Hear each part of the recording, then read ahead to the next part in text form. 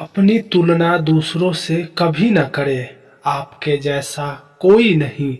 किसी जंगल में एक कौवा रहता था।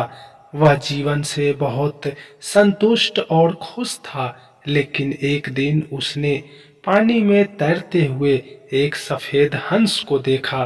कौवा हंस के दूध जैसी सफेदी और सुंदरता से बहुत प्रभावित हुआ और सोचने लगा, यह हंस तो सच में दुनिया का सबसे सुंदर पक्षी होगा और इसकी तुलना में मैं कितना काला हूँ।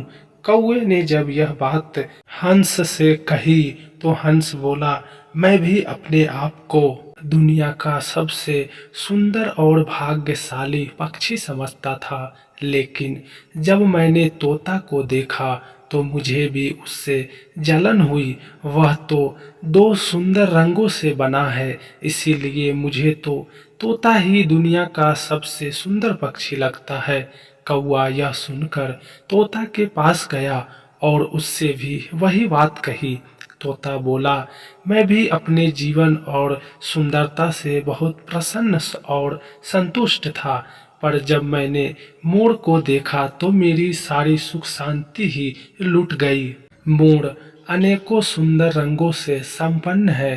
कौवा मोर की तलाश में चिड़ियाघर पहुंचा, जहां मोर पिंजरे में कैद था और उसे देखने के लिए लोगों का भीड़ उमड़ पड़ा था।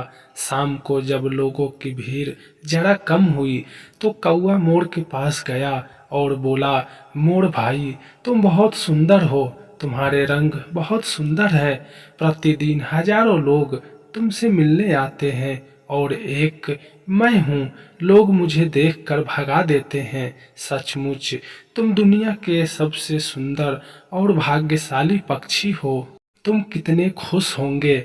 मोर उदास होते हुए कहने लगा, पहले मैं भी अपने आप को दुनिया का सबसे भाग्यशाली और सुंदर पक्षी समझता था, लेकिन एक दिन इसी खूबसूरती के कारण मुझे पकड़कर पिंजरे में बंद कर दिया गया।